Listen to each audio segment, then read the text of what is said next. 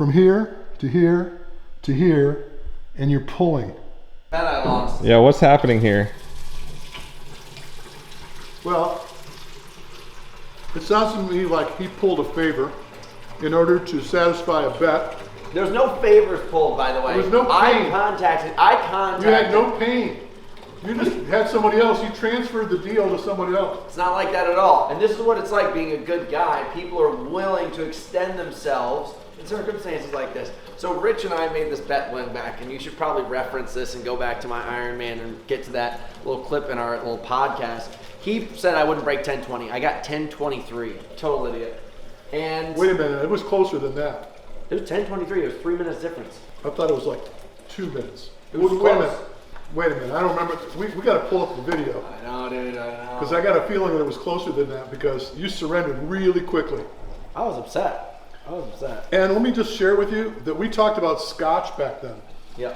And the scotch that you would have needed to purchase would have cost you minimum a couple $100. But that's a very nice. This bad boy is like $49, You okay? change your taste. I know. Change your taste. And I asked my friend who's in the business, I said, man, I gotta really treat my coach well. He's coming into town, and he says, I have the perfect thing. And this guy is Edward. He's the guy who does a lot of riding with us. He's a wine connoisseur, goes around the world selling wine. So he gave us something nice. He would not, I know, but he had the best hookup on bourbon. okay, Look at that. So where's it from? Washington State? Is that what it says? Yeah. You don't get bourbon from Washington State. Yeah. Let me see this. Bourbon is from Kentucky, okay? Kentucky, Tennessee, somewhere in the South. It's like, what is that commercial about the New York City? Those are the things he has to say. About the salsa? You got salsa from New York City? We're going to look at the ranking. All right, guys, so this is the start of a very important weekend. Rich has been my longtime running coach. I originally reached out to him in 2014 when I was just getting in Spartan racing at like a really high level. It's starting to get super competitive. And Rich and I have been working together for years on multiple sports. We worked in Spartan race, Tough Mudder, helped me get ready for the CrossFit Games. Now he's helping me get ready for Hyrox. The one thing that he really centers on is my running capabilities. And he's taken me from here to here, and now we're gonna go even higher. So after this shake and peanut butter and jelly sandwich, we're gonna break some stuff down. We're gonna find out exactly from Rich. We're gonna get my post-it notes out, and we're gonna come up with a plan to destroy everybody at Worlds. Well, not for nothing. Not for nothing. Let's just remind you that I made a pilgrimage out here up onto this fucking mountain from Tennessee. I spent 5 hours in a plane. He left a trailer park and he had to suffer his way to Malibu. And here I am. So you have to realize the conviction that I'm carrying with me in order to take this type of a trip. But look at those suitcases, dude. Those aren't clothes. No. That's Girls show up with clothes. that's Rich shows up. Mobile Lab. Yeah. Mobile Lab. It's the highest tech in the business. We're gonna find out some crazy shit this weekend.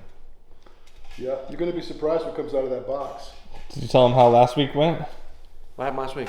You tried to do the VO2 max test. Oh yeah. no. The bloodletting? Yeah, my fingers are all blood up. All right. We tried to do the blood laxate. I was contacting Rich. I was like, what the fuck, man? I'm bleeding. I'm cussing like crazy because we can't go to good score at all. It's going to be included. It's going to be something that we're gonna just for the sake of science, we're going to include that type of assessment in our findings.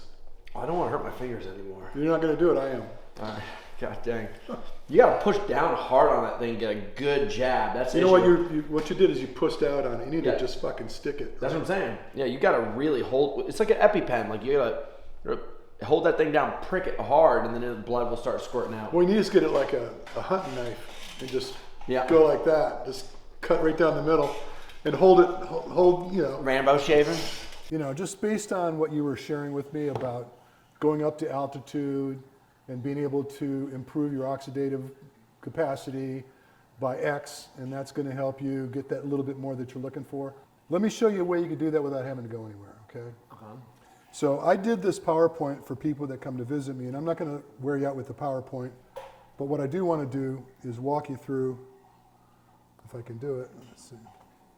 It's pretty smart. Can't use an iPad. Children learn to do this at 3. I know. Come on. Okay, so here's what I wanted to do. I want to get to this, okay? So this is, by the way, if you look at the small print, This is the scientists that have done this research, and these are the conclusions they created from it. So I don't want you to get this thought that I kind of threw this up and it's supposed to just make sense, right? So what you're looking at here is this is days of heat acclimatization. And it's really important that you differentiate acclimatization from acclimatizing. Yep. Okay, acclimatizing, getting used to being in heat. Acclimatization is a physiological adaptation that occurs because of a controlled amount of heat exposure. Yep. Okay, so this is what we're talking about. And so what this is showing you, so if you just look at the legend here, so your blood plasma, you see from day one, within 6 to 7 days of training, you get this big bump in your blood plasma. And then... But then it crashes. No, it doesn't. Well, no, it drops down, but it's still elevated over what it was before. No, it's not. It's 1-to-1. Okay, so to truth be told, I did this in Illustrator, so it's probably not as clean as what they did. Okay.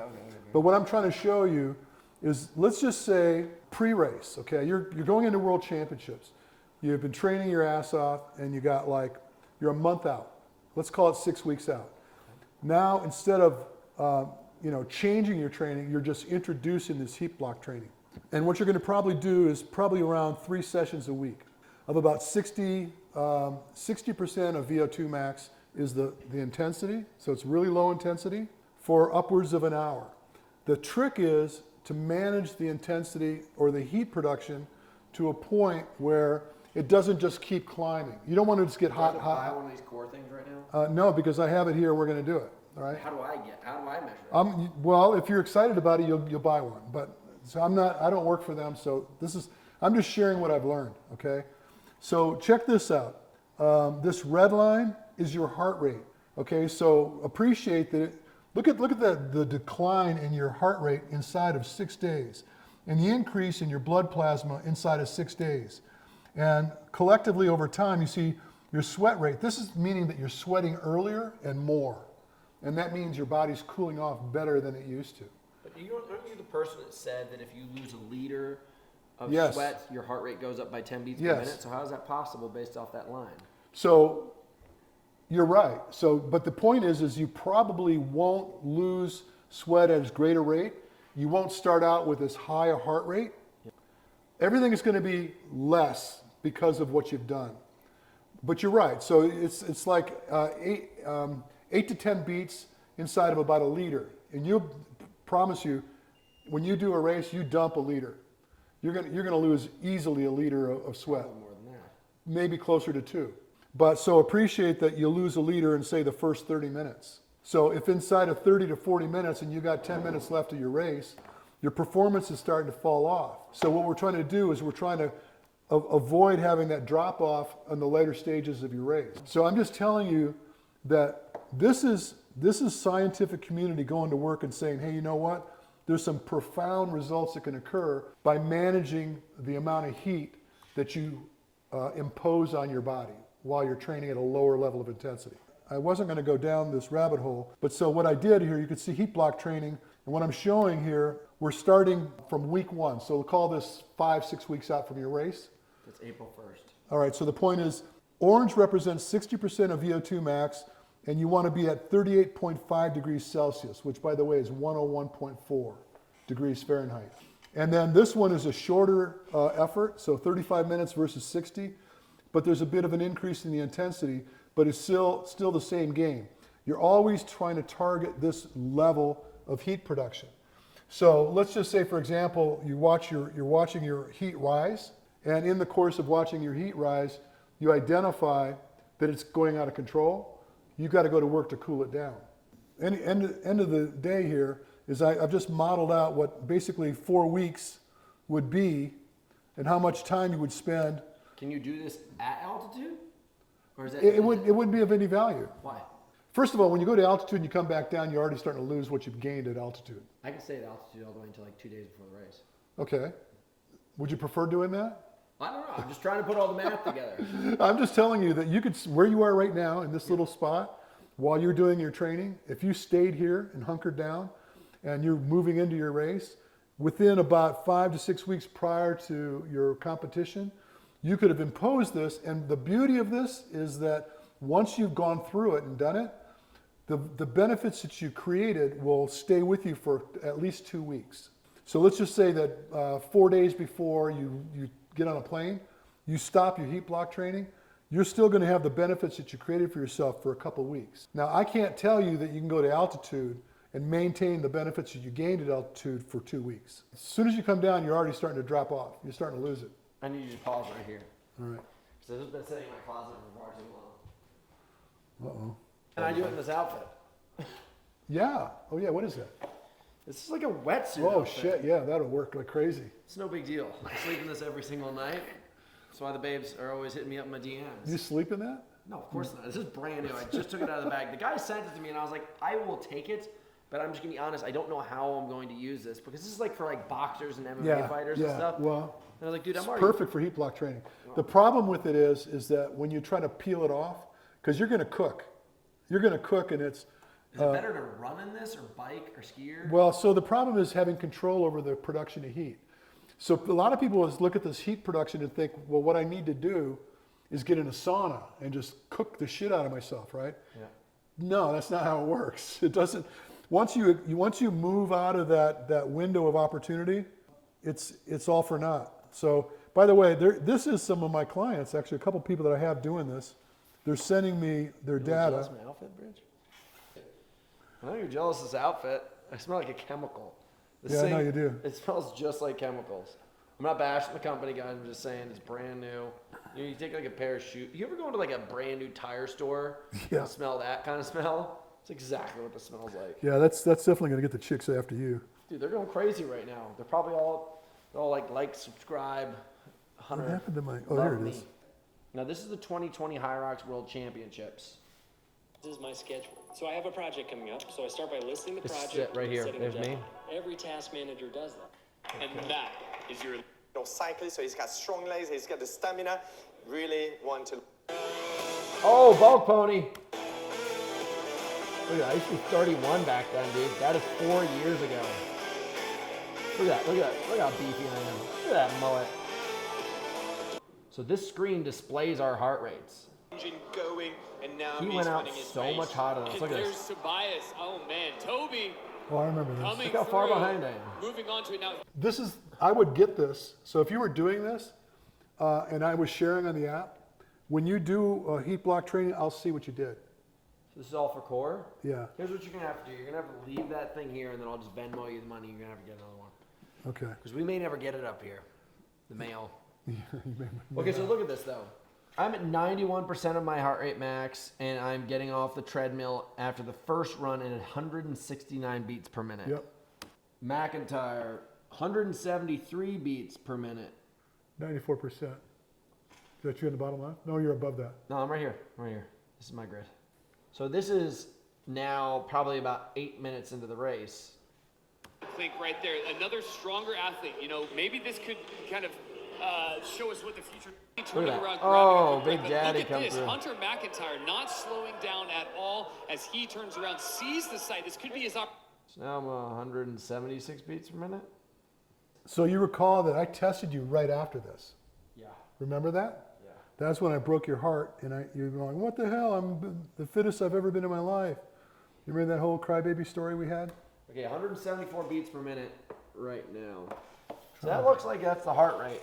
Well, I had a terrible VO2 max score after this. yeah, I was going to pull it up. I have it in here somewhere. A little jealous of my outfit, aren't you, Alex? I can see it in your face. Listen, I might leave represent and just only wear this everywhere I go. I might race in this outfit. You're going to smell It's amazing. gonna end up in my closet, you know it. I know. I might just 𝗕𝗟𝗏 it, dude. Just not wear the pants and just walk around in this thing all the time up top. Do I look awesome? Looks good. Sick. Just to make my point, okay? This is Hunter McIntyre, OCR athlete extraordinaire, okay? And we have a VO2 score of 67.2. Your max heart rate was 174. The caloric expense at max effort was 1,629 calories per hour. If I go down here, this is your aerobic threshold at 167 beats per minute, which is 65% fat utilization. Yeah, that's right. 65% fat utilization at 167 beats per minute. Clearly aerobic. You're at 170 is when you were 100% in your sugar stores. Yeah. 100%. I mean, almost right after he won that world championship that he was sharing with us. And look at the way things came out. His peak VO2 score now is 55.9 relative to the same heart rate. So he was hobo score. So heart rate was 174, heart rate was 174, here 67.2, here 55.9. 11 points different. And then if you look at this now, where this before was 167 beats per minute or 65% fat, now we're at 133 beats per minute, 30% fat. So he's pretty much going south on me here. And what's also fun to note is that you see this orange line going off the chart here? This is carbon dioxide production. And you can see that he shifted exclusively into his sugar stores at 138 beats per minute.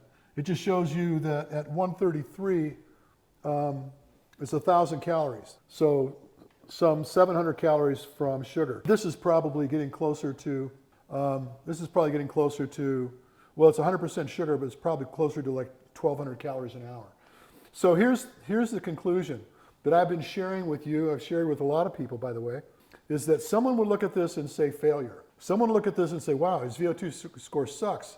He's not getting it done anymore. Where the truth is, in my belief, the truth is that you evolved. Your physicality has shifted. You were more of a slow twitch-ish kind of a guy back in the day. And now, because of the intense training coming right out of CrossFit, when you went into this, a lot of heavy lifting, really trying to get your heavy lifts on, you started to really morph into dipping into those fast twitch fibers. And so what's interesting about this, and I've shared this with you, but never like face to face, and I did write this in my book, by the way, the secret to this and the unanswered question to this is what happens with these metabolic transporters. So there are very unique transporters that their sole purpose is pulling lactate out of the working muscle so that you can continue to do what you're doing.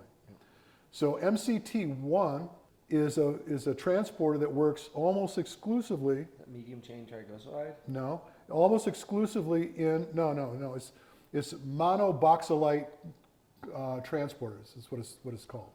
It's got nothing to do with the medium of sugar, okay? But anyway, what these little dudes do is they will create what Dr. George Brooks talked about, which was the lactate shuttle system. Move the lactate out of the working muscle, put it into quiet parts of the body, let it reside there for a bit, make its way back down to your liver, get converted to glucose, and then ultimately go back into your working muscle as a rebate. So you get glycogen repayment, which is very valuable for Ironman, cycling, marathon running, all those kind of things. That's the outcome you're looking for. But you have a sport where the intensity's got to be high. So you don't need more energy to finish the task. What you need is to be able to blow that lactate out of the muscle as quickly as possible. That happens with MCT4. It's a completely different mechanism that resides exclusively almost in your fast twitch fibers. So the more you pronounce those fast twitch fibers, the more you benefit from that outcome. When somebody sees this and says, oh man, when you train, you should stay right around about 138 beats per minute because your threshold's so low, you know, and then we're not worried about the lactate production.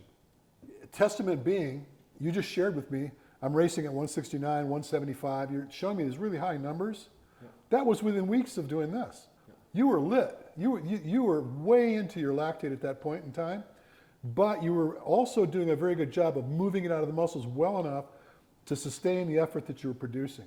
The conclusion is you want to be able to manage that high intensity training, develop that MCT4 concentration, which happens through more intense training. But the problem is you're not getting enough recovery. High intensity, good recovery, high intensity, good recovery, and then, you know, putting in that middle of the road work, right? Which we're going to identify what might happen when we do the testing. Want to make sure your energy levels are good. You're getting enough food to support the work you're doing. I don't care how you get it, whether it be a shake or however. I just want to make sure you're getting the calories you need. I don't want you to be shy of the calories. I don't want you to be over the calories. I want you to be in the sweet spot with the calories. Feeding frequency's got to be on point. Looks like you're already kind of on top of all that. But I think the calories are low, and I'll bear it out when I test you. But tomorrow we'll do the resting test first, do the VO2 on the treadmill.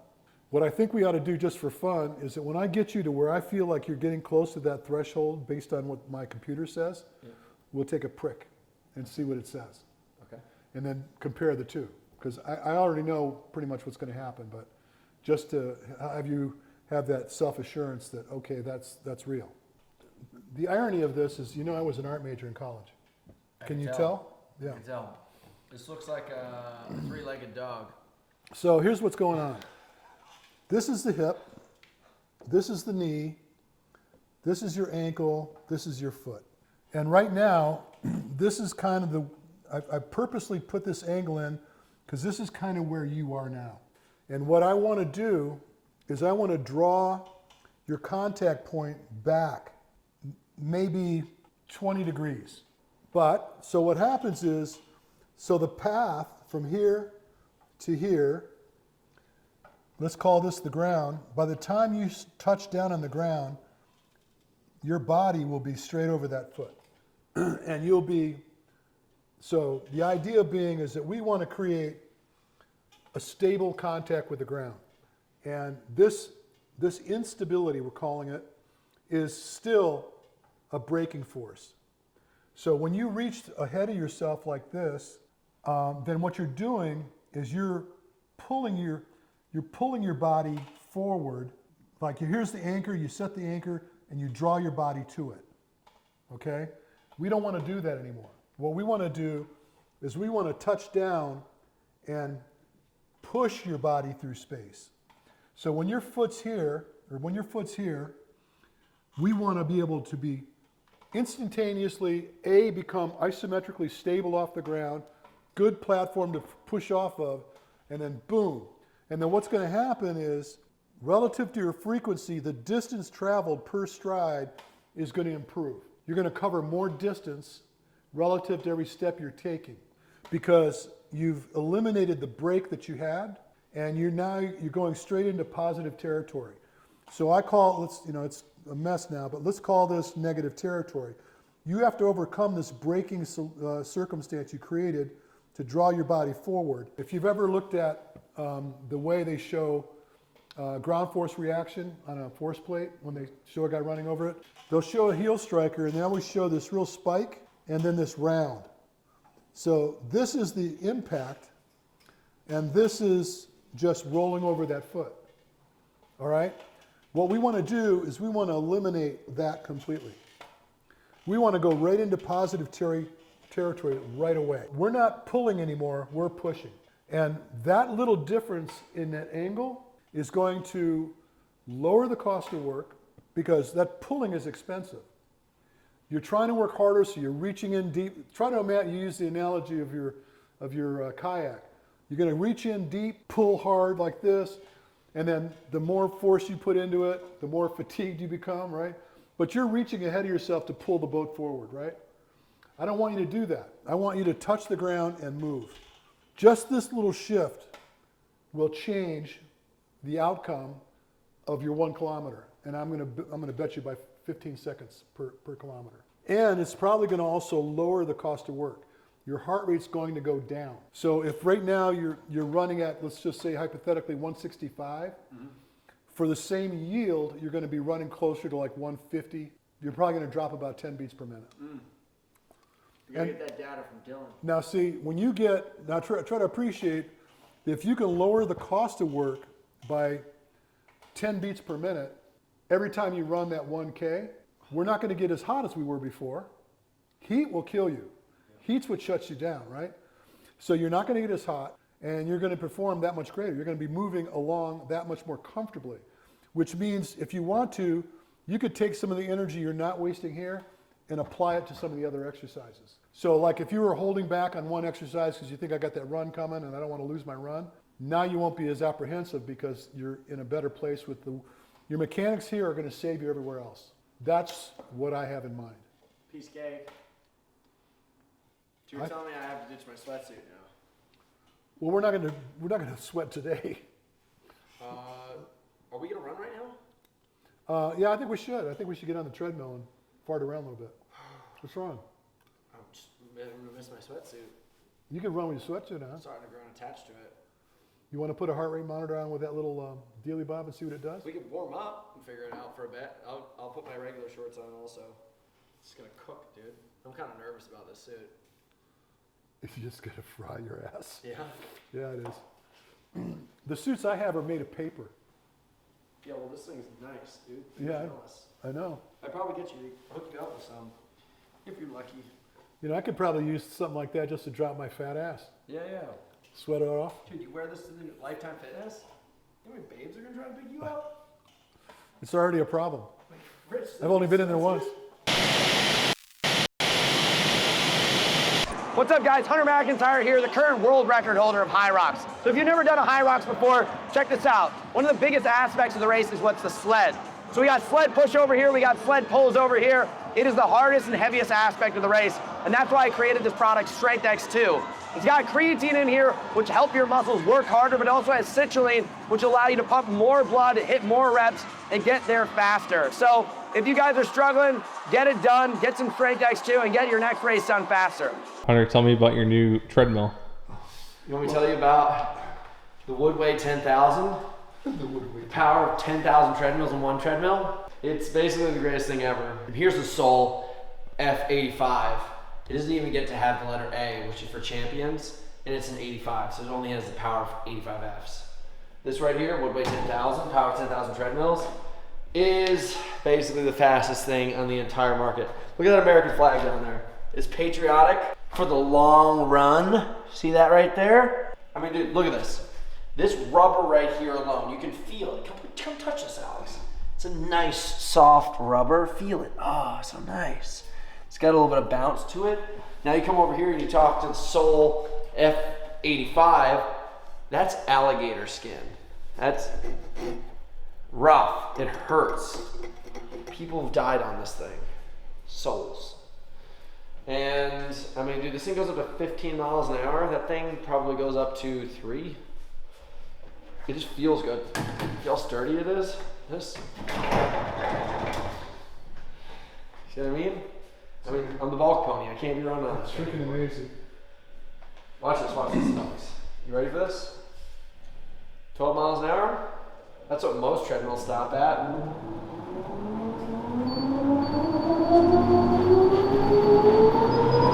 15. If you fell on that thing, dude, your body would turn into dust instantaneously. Yeah?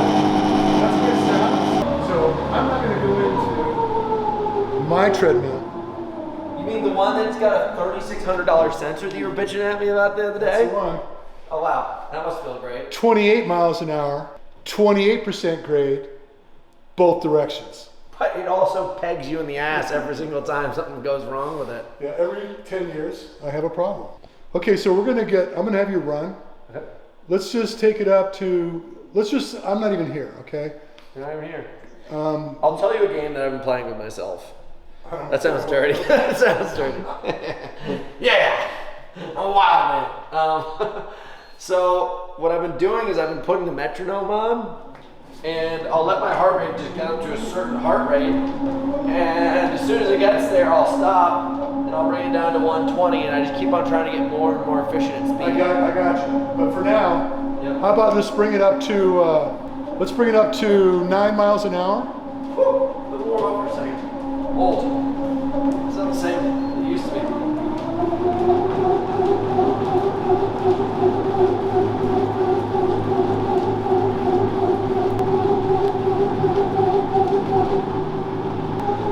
It's super weird, dude. Like, if you put $1 million on the ground, I can pick it up. If you put it right here, just like an unstable point, it sucks.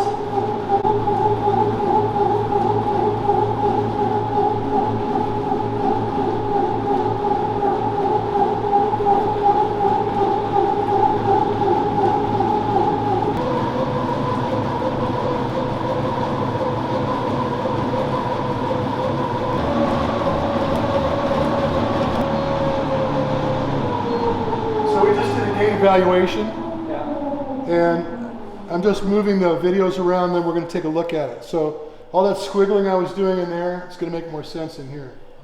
This is not something you haven't seen me show you before, but I want to show you again. This is at 8th speed, okay? I want you to notice the angle of approach. When you come in, because you're reaching ahead of your body with your lower limb, you tend to go to the, it's called the varus edge of your foot. Yep. You're coming in like this. So you're like hatcheting, and then as you pass over your foot, you get neutral and you push off. We want to eliminate that. Mm-hmm. So I'll show you. You're doing it on both sides. See how you, then you pronate. Not so much on this side. A lot more on this side. So if I bring it up a little bigger. So that's more stable. This is less stable. But so it's, and you'll see it more so when I show it to you from the side. And I don't remember which one of these is which one. Oh, so this is the fastest one. Let's go there first. So this is you at 10 miles per hour. Yeah. It's pretty sexy. That's right where you want me. But see, now what I want you to pay attention to is, this is the action. From here to here to here, and you're pulling. I want it to be here, here, pushing. Does that make any sense? Mm-hmm. The pushing action and this contact being closer to your center mass is what's going to give you more force production and eliminate a lot of the wiggle room. And so I did it at 3 different speeds. And you can see that there's that moment in time where you're reaching ahead. But see, I told you in the truck, you look better than 90% of the guys that are doing this. Because a lot of these guys are, I mean, I'll give you an example. I don't mean to throw somebody under the bus, but I'm going to have to do it. So now, this guy's not great, but if you watch what happens with him, boom. Heel. Overstride, heel strike, look at that. So he's gonna commit himself to a braking force here, and then he's going to draw his body forward by pulling backward. Yep. He threw out the anchor and he's pulling his body to it. Mm-hmm. We don't want that. So this is obviously way worse than what you're showing me. You can see a lot of rotation up on top here, his shoulders coming around. Yeah. So, like I said, it's this close. There's this much that I want, that I believe will make a big difference. So, conceptually, what's happening with this, we're creating kinesthetic awareness. Because he's going to have this, he's going to be pushing his hips up against this belt. It helps him to lead forward with the knee. And if he leads forward with the knee, when he comes back in, he's going to be more neutral when he lands. I want to be here. I don't want to be here first, then here. I want to go straight into this, and I want to drive off, is what I want. And this will help you do that. Now, the speed sack that I also brought is real time. We can take it outside, and it's just enough weight where you get a bit of a lean, and you get the same sensation as what I'm doing here, but you're doing it over a surface that's not moving. This is moving, right? Mm-hmm. Should I have gone from the bottom? You can put your bra on when you do. Oh, that was a good joke. Let's take it to like, let's just go at 6 first.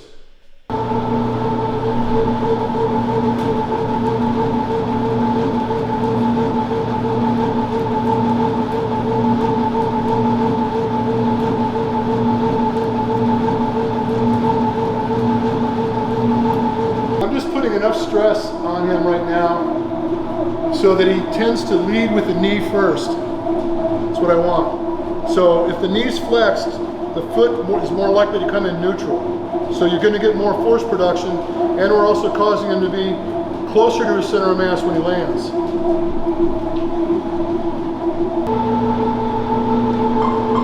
Okay, let's go.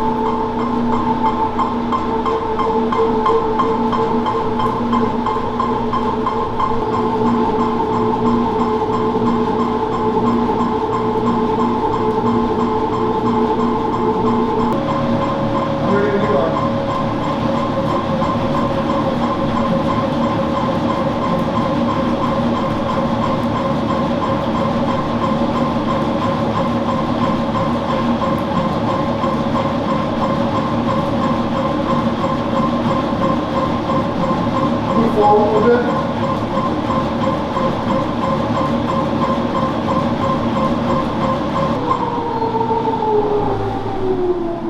So a lot of people get confused with the whole idea of being at a particular stride frequency, 180 steps per minute.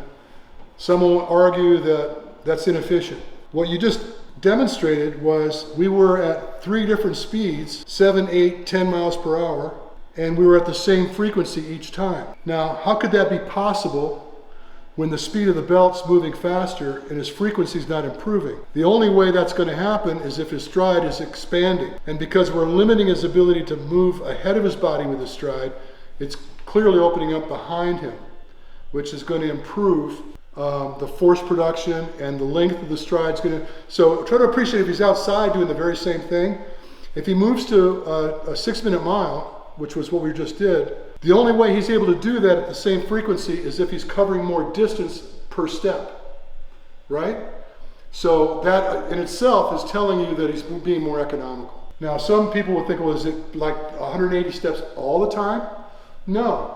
But it should never be below 180 steps, because 180 steps in the gait cycle is bringing the foot closer to your body, which is going to cause you to be more stable, because when your foot's further away from your body, the further away it is, the less stable you are. Stability is king. Stability creates the ability for force production, and that's what we just did.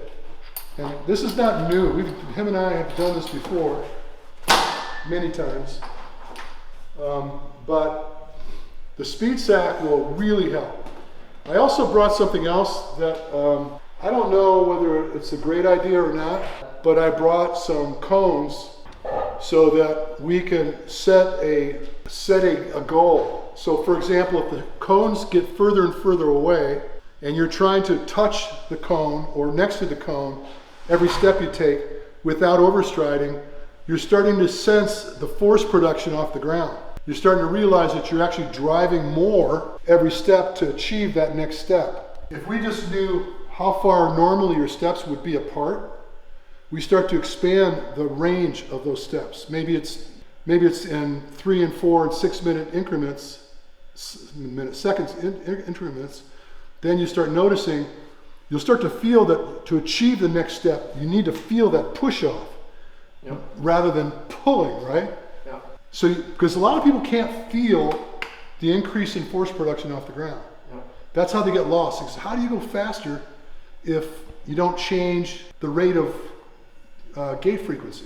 But I brought the cones just for fun, just to see if we could do it. You're gonna love this. Jogging in this grass for you? I'm telling you, man. So I want to be able to repeat the distance. Let's go, see, what is that, a teeter-totter or something, or is that a bench? It's a bench. So you see that hedge right past that bench? That's far enough. So first time, just take it easy, come back easy. Second time, we're going ham, coming back easy. We're gonna do like 4 repetitions of hard, and then we're gonna take it off and go.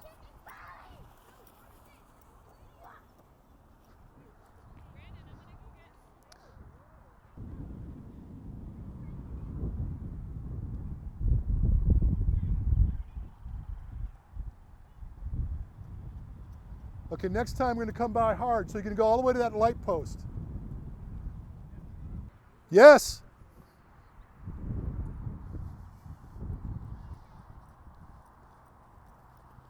Fucking nice.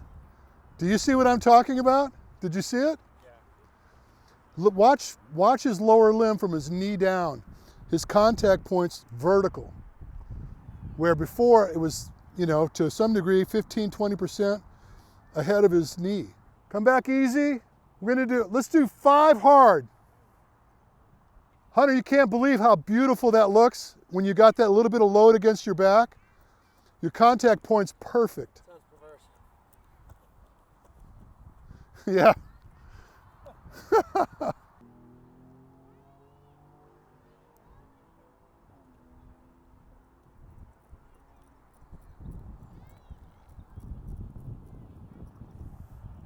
Awesome.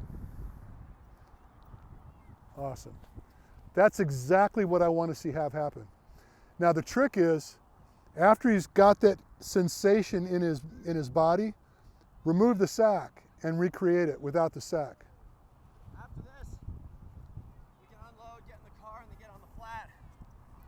Well, so here's what we're doing is we're loading and unloading. So we're going to do this till you really start to feel this. Then we're going to take it off and let you do the very same thing. Then we can go anywhere you want.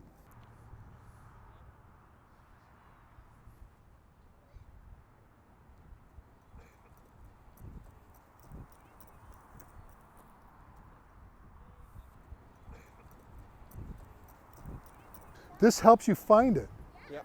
And so the repeats are setting you up, and then you pull it off and you try it without. And either way, just the overload alone, it's not aggressive overload.